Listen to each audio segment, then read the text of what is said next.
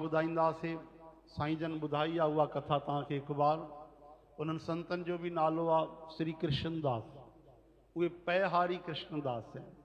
पय चइबो आहे खीर खे। खीर पी करे भक्ति कंदा। उन्हनि खे 5-6 पुट हुया। 5-6 पुट हुआ।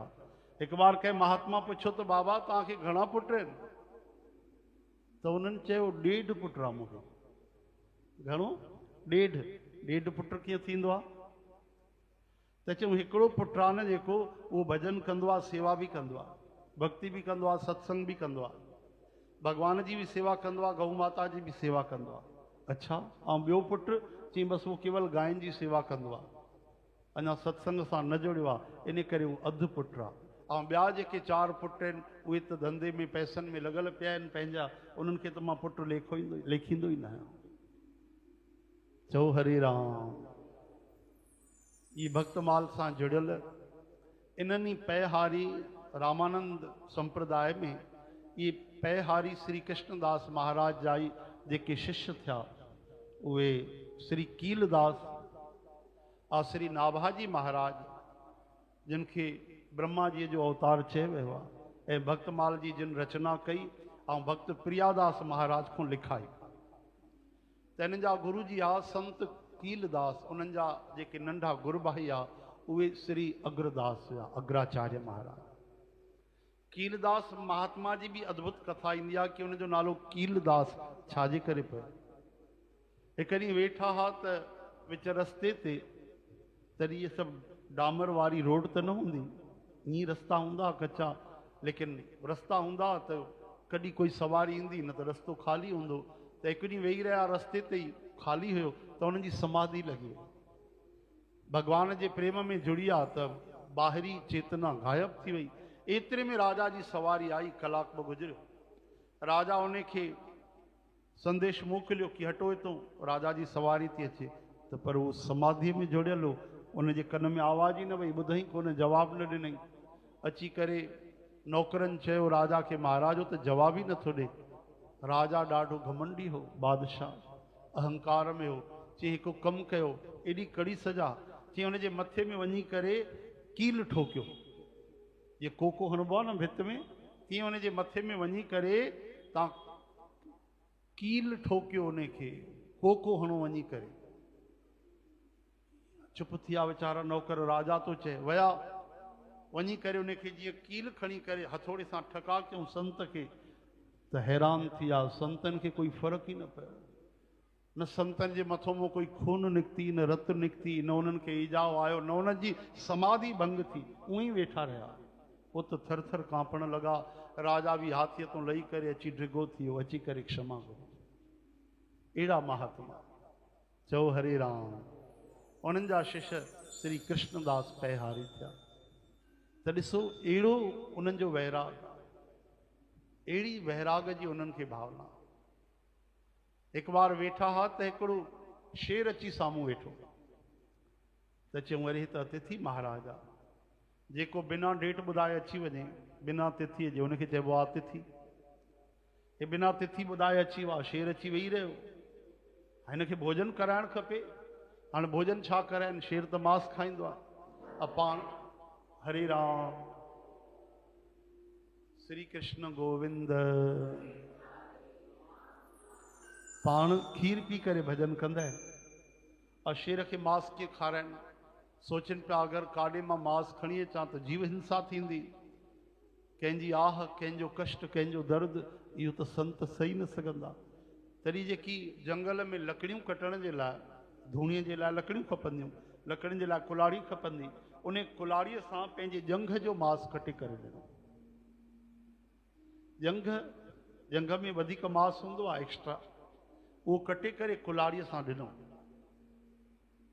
शेर जे साम्हूं रखियो। छाजे करे? इहा कथा असां भक्तमाली श्री गणेश दास महाराज गोलोकवासी, उन्हनि जे मुख मां ॿुधीसीं। यूट्यूब ते उन्हनि जा वीडियो त ज़रूरु ॿुधिजो। ॾाढी सरल वाणी, स्पष्ट वाणी। महान संत दरवेश, भगवत प्राप्त महात्मा स्वामी हनुमान प्रसाद, स्वामी राम सुखदास महाराज, सेठ जय दयाल गोयन का, भक्तमाली गणेश दास जी महाराज, ये इन ज़माने जा भगवत प्राप्त हाणे जा यानी 25-30 साल पहिरियों 50 साल पहिरियों इन्हनि चोलो छॾियो आहे। चओ हरे राम।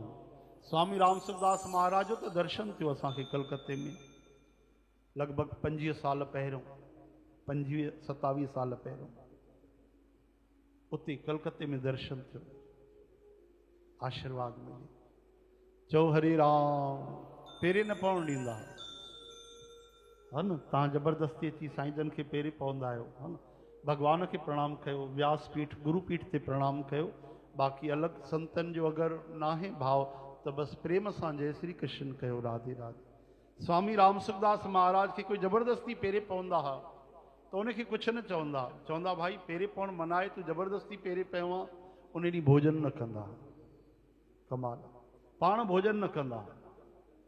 छाजे करे पोइ माण्हू सम्झंदा अरे असांजे पेरे पवण सां संत रोटी न खाइनि था मतिलबु असांखे दोष लॻंदो। पोइ उन्हनि खे पेरे पवण बंदि करे छॾियो माण्हू। चओ हरे राम।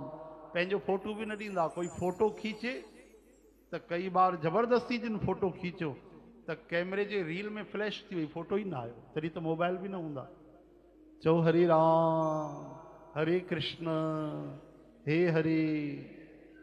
त पैहारी श्री कृष्णदास महाराज जी त कई कथाऊं, पर जॾहिं शेर अची करे वेठो त उन्हनि शेर खे पंहिंजो मांस कटे करे ॾिनो। त हिते गणेश दास जी भक्त माली चवनि था ॾाढो प्यारो ज्ञान ॾिनो कि मांस कटे करे शेर खे छा खाराइण ज़रूरी हो। हाँ, संतन जे चरित्रन जे द्वारा उन्हनि जे इतिहास जे द्वारा सॼी संसार के ज्ञान मिलंदो आहे।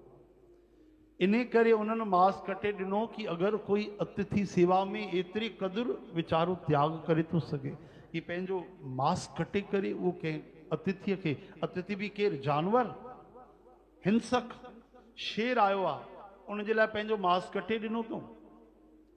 त पोइ अगर कोई मनुष्य जे रूप में, ब्राह्मण जे रूप में, संत जे रूप में, अपरिचित जे रूप में कोई अतिथि अची वञे त इंसान उन जी त सेवा ज़रूर कंदा। चओ हरे राम। त इहो संतन जो ज्ञान यादि रखिजो भाई।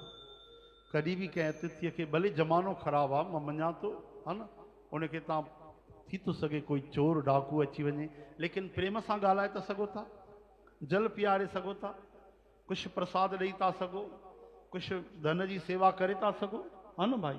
इहा भी तो सेवा है। मान लो तव्हांखे शक आहे कि माण्हू सही ना आहे, उनखे दरवाजे तो ही कुछ सेवा कयो, मिठो ॻाल्हायो प्रसाद जो, ताकि वो तव्हांखे कुछ ॾेई वञे। जंहिं दर तो अतिथि खे कुछ न मिलंदो आहे त उहो उन जा पुञ खणी वेंदो आहे, पुञ खणी वेंदो आहे त छा ॾेई वेंदो आहे, पंहिंजा पाप ॾेई वेंदो आहे। चओ हरे राम। अॼु पंहिंजो मांस कटे करे जीअं ई रखियो साम्हूं, उन महात्मा कृष्णदास तुरंत भगवान कृष्ण उते प्रकट थिया। बोलो वृंदावन बिहारी लाल की। अब भगवान प्रकट थिया तो उनजो मांस भी जस जो तस थियो, घाव लही वियो, खून मिटी वई ऐं दर्द मिटी वियो। और शेर के भी सुमत अची वई, शेर मों ही भगवान प्रकट थिया, शेर जो भी उद्धार थियो। या पोइ जी कथा तव्हांखे पहिरियों ॿुधाई इन करे कि श्री कृष्णदास भगवत प्राप्त महात्मा, उन्हनि खे भगवान जो दर्शन मिलियो, उन्हनि वैराग रखियो।